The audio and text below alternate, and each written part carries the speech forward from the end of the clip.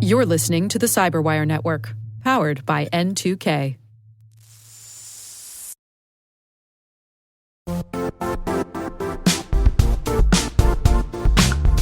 Now, a word from our sponsor, the Johns Hopkins University Information Security Institute, currently seeking qualified applicants for its innovative Master of Science in Security Informatics degree program. Study alongside world-class interdisciplinary experts and gain unparalleled educational, research, and professional experience in information security and assurance. Interested U.S. citizens should consider the National Science Foundation's CyberCore Scholarship for Service program, which covers tuition and a $6,000 annual professional development allowance, as well as providing a $37,000 additional annual stipend. Apply for the scholarship and the fall semester by March 1st.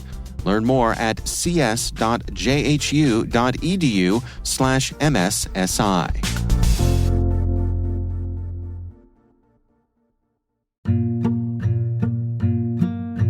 My name is Greg Bell, and I'm the co-founder and chief strategy officer for Corelight, an open source cybersecurity company.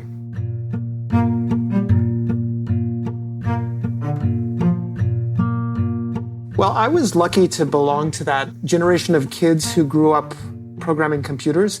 And so early on, I think by the time I was 8 or 9, I was spending possibly an unhealthy amount of time programming. But now at this much later stage in my life, in some ways I'm returning to those things that brought me a lot of joy when I was a kid. My career is pretty much all twists and turns, which I really like. You know, some people like consistency and predictability, but for me, that actually kind of makes me unhappy, and I like change and learning curves, and so I did a lot of different things before I settled into a technical career. I worked in human rights, I worked in refugee resettlements, I worked for Amnesty International. I had a little Hollywood detour. I got a PhD at UC Berkeley where I wrote on the history of conspiracy belief. And then ultimately, back when sort of at a point in my life when my kids were in school and I really needed to get into a career that would pay well and help support the family, I pivoted back into that technical work.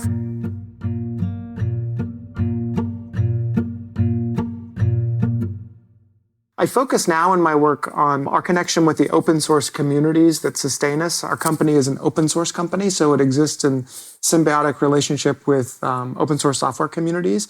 And so I'm working every day on sort of the puzzle of how to engage those communities, how to inspire them and energize them, and how to build the business model of Corelight around those communities. If I'm at a cocktail party or at where people just don't want to hear too much about what I do, I will often say that our company builds kind of like security cameras for network traffic, and that we're a mission-based company, that we have an idea for ourselves that's bigger than just commercial success, but we want to defend institutions that matter, you know, educational institutions, financial, communication institutions. And we have a mission, kind of like the Department of Energy, where I used to work, had a mission to accelerate scientific discovery. I work for a company now that has a similar mission and a global sense of global ambition.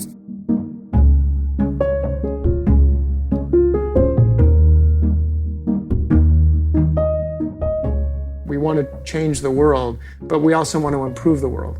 And I think that helps us build a culture that attracts really interesting, loyal employees who are excited to get up, even on a bad day, excited to get up and work to support the mission that we're advancing, and creates a kind of meaning for folks who work in the company. It answers the question of why. And I think that's what mission organizations do for most people. So maybe that's why I'm attracted to them. And we're trying to build one here as well.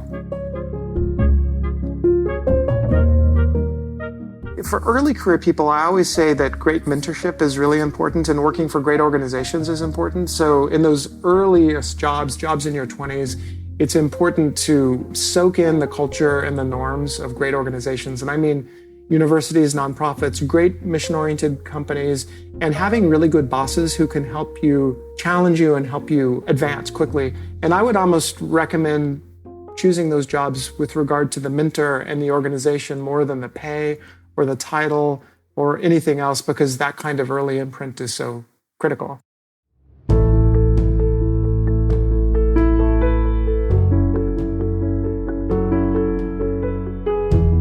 With all of the multiple overlapping layers of pain in our world at the moment, one of them for young people is just the pain of not knowing how their lives are going to unfold and what their career choices ought to be.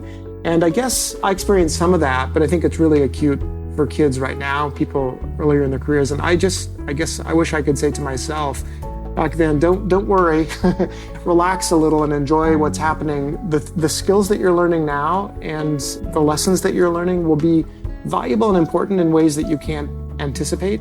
So don't worry about not having it all figured out. And so expect surprise and don't expect to have it all figured out when you're 22. Or I'm in my early 50s. I don't have it all figured out, and it's a good thing I don't. So take delight in that.